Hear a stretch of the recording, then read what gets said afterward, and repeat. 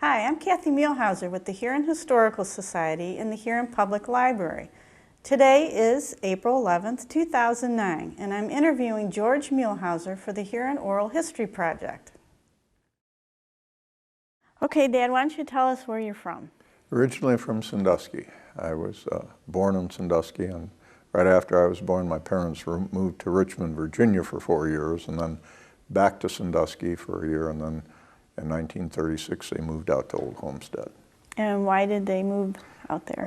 They had never owned a house, and they liked this area. They used to come to Old Homestead in the summertime for picnics and to use the beach and go in the lake.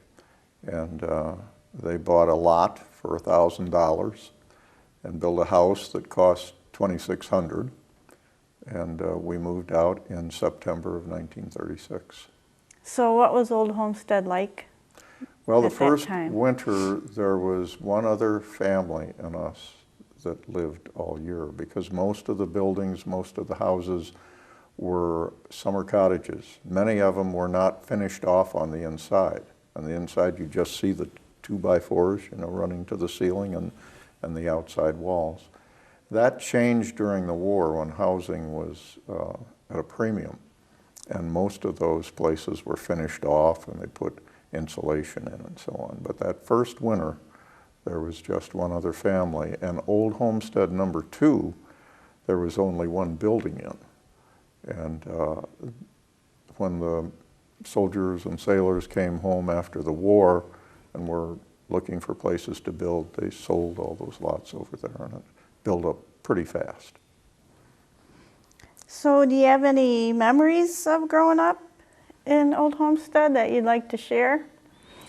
Yeah, of course it was nice having the lake down there, and in the summertime often my dad and a neighbor and I would take a dip before breakfast in the lake. It was always cold, but very refreshing.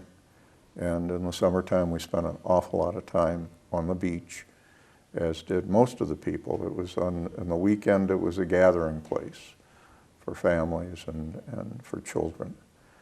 And I can remember that there were no children in Old Homestead when I first moved out there, and I got to know a lot of the kids from the east, what we used to refer to as the east side, and those were my early playmates. And of course there was, in the first and second grade, there was no school bus that serviced our area of town. So my dad would drop me off at school in the morning, and then after school I'd go over to my aunts and uncles who had a house about where the frost top is. Where Berardi's is now. Yeah, and they had a chicken coop, and my aunt and I would collect eggs, and I'd play checkers with my uncle until the Lakeshore Electric came along, and that's what I would take home and get off at Old Homestead, and usually my mother would meet me there and we'd walk back home. I do remember the roads they were just quagmires. They were dirt roads, and they were very difficult to drive in the winter because they'd freeze and they'd thaw.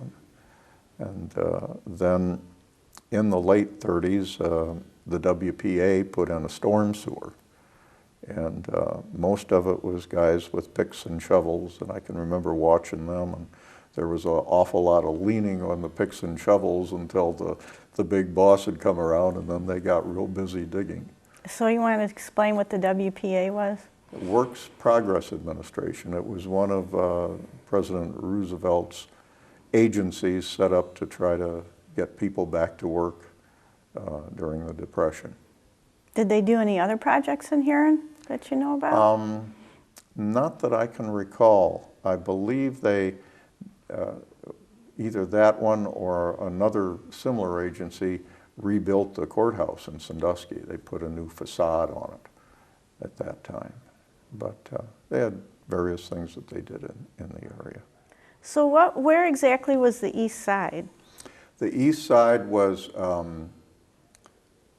when you go over the Huron River Bridge going east, there are 2 roads to the north.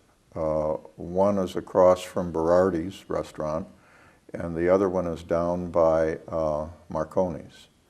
And those two roads, as they go down to the lake, that was the east side. And it was, when I was a child, it was pretty much Italian and Hungarian descendants. And there were a lot of children, and we used to go over and play hide and go seek and a game called Kick the Can and things like that. So why did you stay in Huron? Well, you know, I'd lived here most of my life. I graduated from Huron High School, and I knew a lot of people here. And I didn't know much about Sandusky. I knew I was going to work in Sandusky, but it's only, you know, 20 minutes from Sandusky. So, and my dad had done that. He worked in Sandusky and lived in Huron. It wasn't a problem, so I thought I would do the same thing. And I just liked the town and the size of it and the people. Okay, what about downtown? Did you go downtown much? Yes, as I got a little older, of course we would, many times when we were in school, we would go over, instead of eating at the school, we'd go over to a place called the Snack Shack, which was just a little place, and a lady by the name of Mrs. Benton operated it and had hamburgers and hot dogs and milkshakes, things like that. And then there was the Pied Piper was across the street. It was one of the buildings torn down, and they had... So the Pied Piper used to be... Well, the man that set up the Pied Piper, that was a restaurant, and then he set up they called it the Piperette, which is the ice cream stand now. But he originally owned both of them. And who was that? Oh, gosh, I can't think of his name. Piper, yeah, that was his name, Piper. And then also, we used to go to the Ritz Theater. They had movies, 3 different movies a week. I think it was something like 35 cents for children and 50 cents for adults. And they had no restrooms. There were public restrooms across the street, so while you're watching the movie, if you had to go to the restroom, you went across the street. And of course, when it was crowded, they wouldn't let the children sit in the back. You had to sit up in the front row and crane your neck looking up at the screen. And of course, there were various businesses. I remember one there was called Esch Electric. And in 1948, when the Indians won the World Series, you know, television was just coming in at that time. And he had a TV in his window. And when they'd be playing the games, everybody'd be standing outside watching the games. But it was, there were a lot of bars in town. There was one I can remember people talked about called Hippie Crocs, where they had sawdust on the floor. And then another tale that I had heard is that, this was long before my time, that when the boats had come in on weekends and the sailors would get drunk and rowdy, be arrested, they had an outside pen by the city building, the old town hall, and they'd put them in this pen, and, well, they sobered up. But that's about what I remember. And then when I was in high school, I worked at the post office, and in the summertime I did a little bit of everything, one of which was deliver mail. And they had one mailman that delivered mail all over Huron. But that was interesting. I used to do that when he was on vacation. And you do all of the city and go over to Oklahoma and even over to the east side. You do the whole thing. And, just one man? Yeah.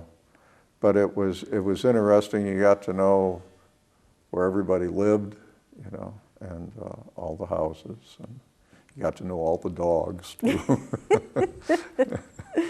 Well, what can you tell me about Sages Grove? Sages Grove was a big woods just east of Chaska. And we used to go over there and play as kids. The old lake road that went along the lake, it went down by what was called Freeze Lumber, went across the river there and then went straight through the east side and through Old Homestead and Chaska, and then through Sages Grove on out to, as far as Old Woman's Creek. But there were two old bridges there. They didn't have any platform on them because they weren't used anymore. But we used to hang around and play around those, and then during the war, when they needed metal, they took them away. They cut them up and took them away. What happened to Old Lake Road? Well, from the erosion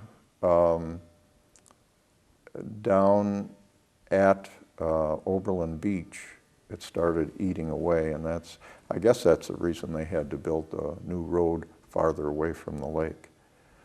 Okay. And but Sages Grove was it was owned by a Toledo electric company, I think, and they had old Lakeshore Electric cars in there, and some of the families would live in them in the summertime. They also had a Boy Scout camp there. And then when I don't know, I must have been about 10 or 11 years old, two other boys and I were over there playing, and we had a fire going. We were playing Indian cowboys. Fire got away, and the whole undergrowth burned. And we ran and got a couple of fellows, older men, to help us. We put trenches, and to stop the fire, and finally it stopped burning. But oh, we were scared to death. We thought we were going to a reform school, but nothing ever came up. So no one found, the fire department didn't come? No, or it just eventually just went burn out. out. And of course it regrew, because it didn't hurt the trees, it was just the underbrush. So that was a scary time for us. So when did that become developed, Beechwood Cove? It would have been, oh gosh, in the 50s? No, in the 60s. In the 60s and 70s, they started. Let's see, I got out of the Army in 59. So it was, yes, it was in the early 60s when they started, and they did a section at a time. And what was Ottos Camp? Ottos Camp was down at the foot of the two roads that I spoke about that go over into the east side and go all the way down. And that land was owned by a man over there, and he let people put up temporary cabins and so on. I think it may be somewhat like that even today. But these were people from, Cleveland and Columbus, Mansfield, and so on. And that was Ottos Camp. And then were there bars or restaurants down there too? Yeah, there was a place called Pat's Place that was owned by a man by the name of John Temper. And it was a place where people from Old Homestead used to go a lot. And they'd have parties over there in the fall. Halloween parties and things like that. And a friend of mine, Lawrence Massiosi, was his grandson, John Temper's grandson, and he said he used to let him sweep up around there, and he'd always pick up a lot of change by the bar and so on that people had dropped. But it was that was the only bar that was down there. What about urban renewal? What did you think about that? When it was first talked about, the city manager and the man who was in charge of it in Huron gave talks to various groups, and I was at one of them, and he said, well, we're going to buy all this property and tear the buildings down, and then stores and so on will come in and build. And I said, you mean you're going to tear it down and then you're going to try to get people to buy? And he said, yes, but there'll be no problem. Well, that didn't turn out to be the case. So it was hoped that there would be stores all over the area. And I'm not sure whether the turning bases was an afterthought or not. I don't know if that was part of the original idea with urban renewal, or You mean the boat basin? yeah, Yeah. if they decided later, since they couldn't sell the land for stores and so on, that they would do that. But it passed by very few votes. I can't remember what it was now, but it was, in a way, kind of sad to see the downtown just torn down.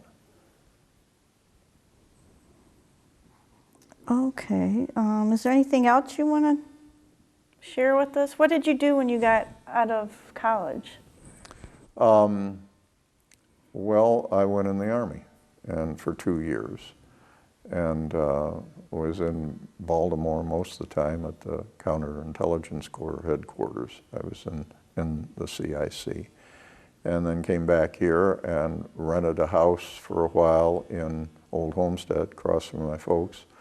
Then my wife and I bought a house in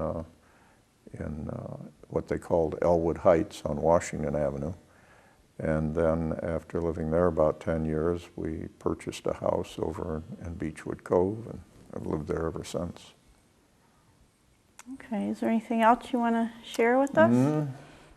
I don't know. As far as the people, there have been a lot of dedicated people in Huron that really worked hard for it. One that I think of is a fellow by the name of Pat Joffrey, who was the mayor for many years. And he also was judge in the mayor's court. They used to have mayor's courts. And then we used to, this comes to mind, we used to go out and do pranks during Halloween. And we had a town marshal by the name of Fred Klein, and he had one assistant.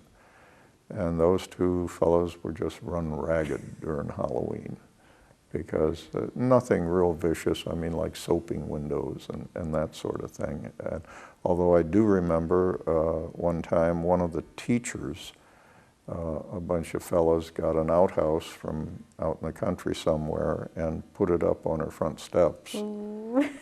But it was nothing vicious. And of course I can remember when McCormick School was built. It was all in one pour. They set up the frames, and the concrete was poured into it, but had to be a continuous pour until it was finished.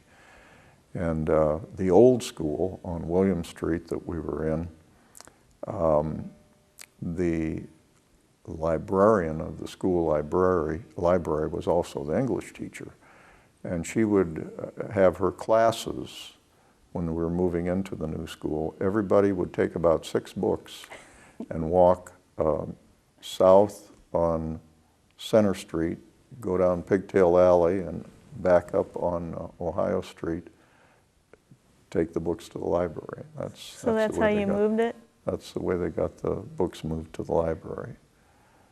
How long did it take to pour that? Because that building's a little kind of big. I think it must have taken close to a week. Must have taken close to a week to do it. And of course, it was the same thing with the granary, which was called the Eastern States. That was a single pour. Oh, that was too then. And that took a lot longer to do. But that was, because you'd go by there at night, and the lights would be blazing away, and they'd be pouring. And of course, I remember there used to be a sauerkraut factory down in that area too. And I can remember one time some boys threw some stuff in it, and they were they found out who they were, and they were disciplined. And of course, another thing, the old bridge that went across the river, when a semi would go across it, it would shake like that. And we used to walk home from school, and when we saw a semi coming, we'd run like crazy to get to the other side before it got on there, because you never knew when the thing might go down, because it had been condemned. The bridge had been condemned? Yeah. Mm-hmm. And they were still using it? Yeah, well, they didn't have any money to build a new one. Oh, That new one was built after the war, okay. and it was built right next to the old one, and then the old one was torn down. And another thing I remember is that when we first moved to Old Homestead, there was an ore boat that was parked right by the bridge. And it stayed and stayed, and I found out later that it was stuck in the mud there. And then during the war, they finally were able to get it loose and take it out. But up on the side of it, there would be a place where the chain for the anchor would go. Kids used to crawl up the anchor chain and dive off of that. Into the river? Into the river, yeah. Well, thanks. I appreciate all your stories, and Well, it was thank you, fun to hear Kathy. them.